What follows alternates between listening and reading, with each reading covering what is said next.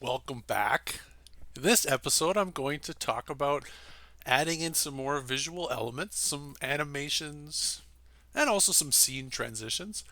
And then I'm also going to show you how to export your videos. We have two ways to export videos. We can export them as MP4 files, and we can also export them as GIFs or GIFs, depending on your pronunciation.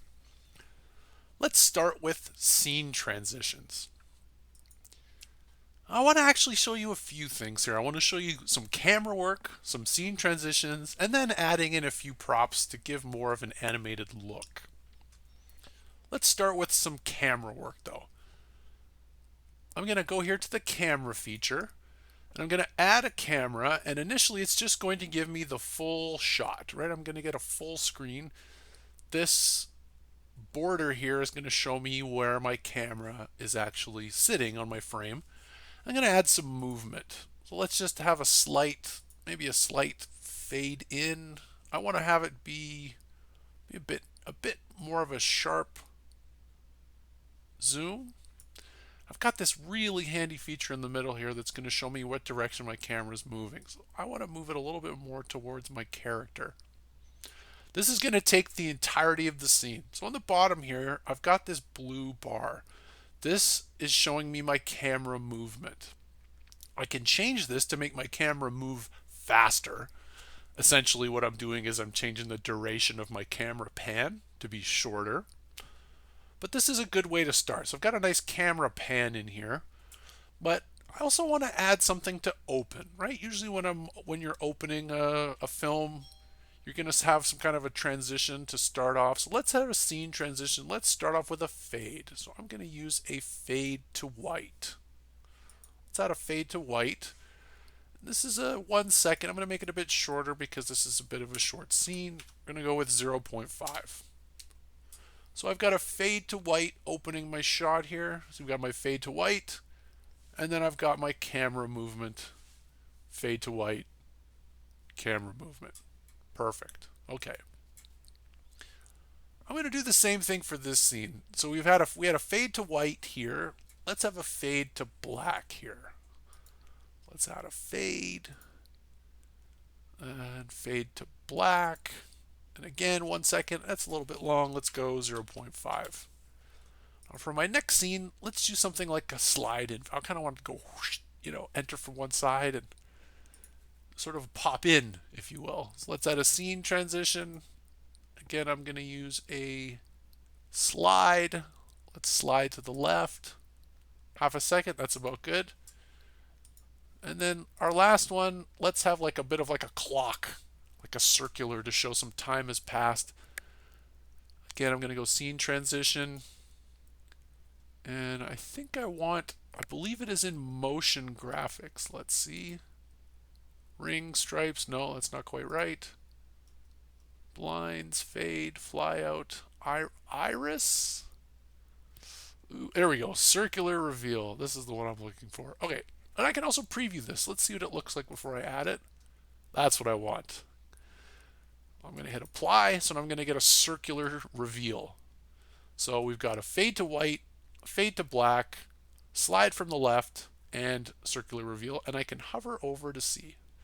Fade to black, slide to the left, circular reveal. Okay, let's see what those transitions look like. Let's play it from the start. You can see all the transitions we just added. So we're going to start with a fade to white. Now we're going to have a fade to black. My sinister music is playing. Good. Now a slide. And now circular. So some of those are a little short. It's a little too fast. So instead of being half a second, let's make my circular reveal a full second. Let's have my scene transition be 3/4 of a second. Let's have my fade to black be a full second. And let's have my fade to white be a full second. And let's watch that again from the top. Those are a little too fast for me. Good. Fade to white. Fade to black. Slide from the left. And circular reveal. Very nice. Very nice. We're getting a bit of continuity now. I'm getting a feel that I'm watching something professionally made, of course. All right, let's add a little more movement here, a little something to catch the eye. I'm going to add in some animated props. Let's add in a clock. And the clock. Oh, I like that one. Okay, let's see what that one looks like. That's pretty good. Okay, I'm going to add that clock in. Let's put it up on the wall there. Wow. I don't know why I'm having so many problems with dragging. Usually I can drag items quite easily. Today I'm having problems. Let's put it right about there. Clock on the wall. So it's going to stay inside of my zoomed frame. My yellow frame there. Got a clock on the wall. Let's have the cat move a little bit. Maybe they're kind of pushing the ball of yarn and chasing it a bit. So I'm going to click on my cat and I'm going to say add a motion path. And I'm going to add my motion path. I'm going to have my cat, oops, come back. Again, for some reason I can't drag. I'm not sure why, but I'm going to use my arrows. I'm going to have my cat moving just slightly into frame. Cat's going to be moving that little ball of yarn.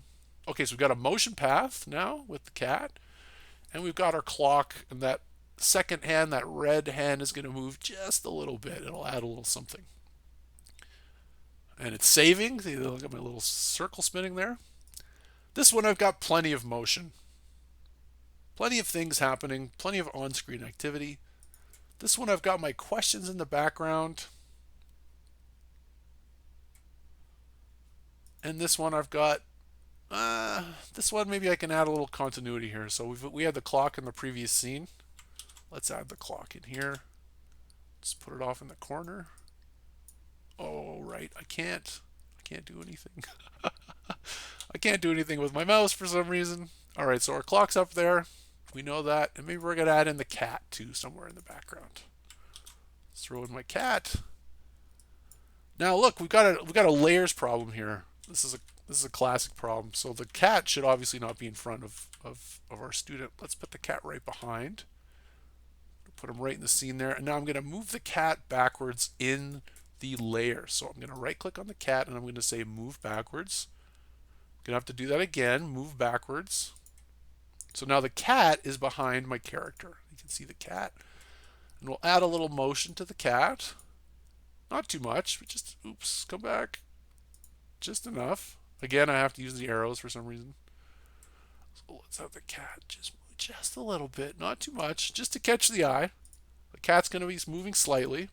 And now all my scenes are saving. Look at that, all my spinning wheels. Because I've added in a lot of different elements. Got the cat moving, we got the clock, we got a little continuity. I don't think I need anything else in this scene. This one we didn't change anything, but we have our character talking and we have the question marks moving, so that's going to add some visual elements. This one, of course, has lots of them, and our first one we added a few. So let's save that, and let's watch it from the top. You can see our new visual elements and our transitions. We got the clock moving, the cat's moving a little bit, the camera. We got our hacker. Now watch, we got the cat, we got the clock. A little something. Just adds a little something. These kind of things that'll catch your eye. Okay, perfect. Now, is there anything else I want to add? You know, maybe I want to add like a title card, right? Something to give us a sense of what's actually happening here. So let's go to the first scene and I'm going to click to add a blank scene. I'm going to drag this to the beginning here. And let's add a little text, you know, something to pop up. And I'm going to have my music start right at the beginning. So I need to make my music just a little longer. So let's add in some text. Okay, so I'm going to go into text here. And let's have a title. This one looks good. We got a nice background there. So let's call it I'm going to have to click on this a few times to get into my text field here. So let's add in something. Let's call it like stay safe online. Nice and simple. And let's add a little something. Let's give it some transition features. So I got to click this as many times as possible. Come on. because this is sitting in something called a mask. So I need to actually get into that text. So I have an enter effect. My enter effect is going to be a station panel. Let's see what that looks like. Oops. I'm going to go into my preview. Let's see what that looks like. What does our station panel look like? Well, that's pretty nice. Okay. Let's make that a little bigger. Now I need to select both of these. So I'm going to select my text and my box. Is it going to let me? It is not. There we go. Perfect. Okay, now my mouse is working for some reason. Great. Let's make that a little bigger. And one thing Vyond does not do well is it doesn't give me kind of like quick snap guides in the same way that something like PowerPoint would. Now, it would if I had a little bit more power with my mouse right now. I'm not sure why, but I'm going to eyeball it. I have a little more space on this side than that, so I'm going to select the whole thing and move it over just a couple of pixels. That looks okay. Let's make this view a little bigger so we can get the full effect as much as possible. Scroll down a little bit. Okay, staying safe online. We've got a bit of a cold open now, right? We know exactly what we're doing. All right, let's have a look.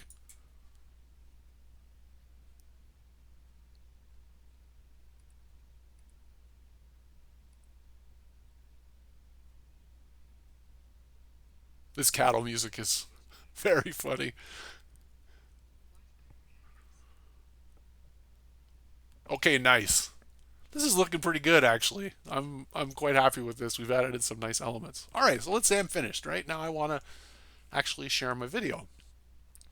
There's two things I can do. I can share it inside of Vyond. First of all, let's give it a title. Let's call it Stay Safe Online Demo.